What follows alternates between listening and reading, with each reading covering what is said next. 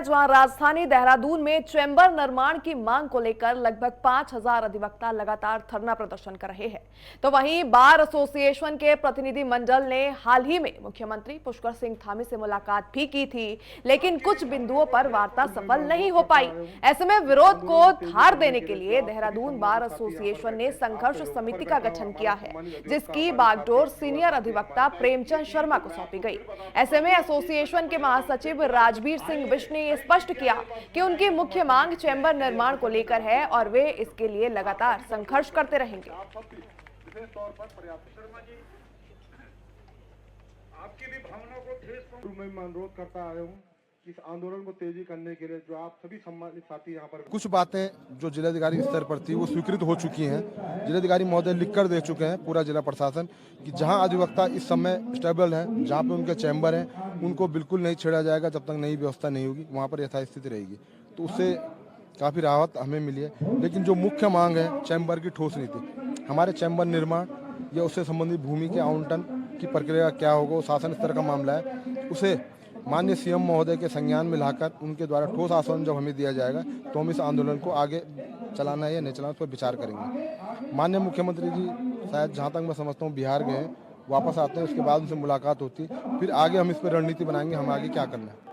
देखिए, ये हमारा पिछले 11 दिन से लगातार यहाँ पे धरना प्रदर्शन हमारा चल रहा है और हमने सड़क पे हम लोग इस समय बैठे हुए हैं। चैम्बर की मांग हमारी जो प्रमुखता से हमारी चैम्बर की मांग है और हमारे जो पुरानी जिला जज की जो परिसर था हमारा, जहाँ न्यायालय था, वहाँ से कोर्ट नई बिल्डिंग सड़क के पार नई बिल्डिंग बन गई है, वहाँ शिफ्ट हो गई कोर्ट। तो उसके बगल में 5 बीघा सरकार ने हमें अलॉट करी, जबकि हमारे पास एग्जिस्टिंग जो ज़मीन थी वो 65 बीघा ज़मीन थी। तो उस 65 बीघा की ज़मीन एवज में 5 बीघा हमारे लिए सफिशेंट नहीं है, हमारे लिए पूरी व्यवस्था वहाँ नहीं हो पा रही। उस व्यवस्था को लेकर हमने अपनी विस्थापन और जो विस्थापित हमें किया जा रहा है उसकी नीति और रीति क्या होगी सरकार के लिए, इसलिए हम आंदोलित हैं।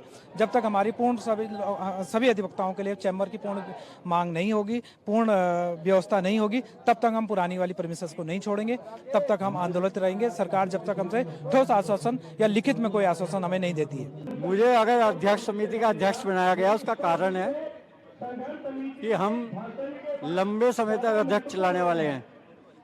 इस उत्तराखंड राज्य को बनाने में मैंने ही अपने नेतृत्व में संघर्ष किया है। ये बात हमारी बहुत उचित है, न्यायोचित है। इसे मानने में जो अड़चन पैदा हो रही है शासन की तरफ से, उस पर हमारा विरोध है और हम उसे संगठित ढंग से लड़ेंगे। हमारा मुख्यमंत्री से वार्तालाप भी चल रही है और शीघ्र हमें मिलने का समय मिलने जा रहा है। और शायद ऐसा लगता है कि आज वो बिहार में है, कल वो शायद दिल्ली से आ जाए तो हमारी बात हो जाएगी। उसके बाद हमारा निर्णय होगा कि हमको क्या करना है। इस संघर्ष को तेज करना है, कम करना है, ये सब होगा, इस सहयोग से होगा और सब सफलता प्राप्त करके ही वापस होगा।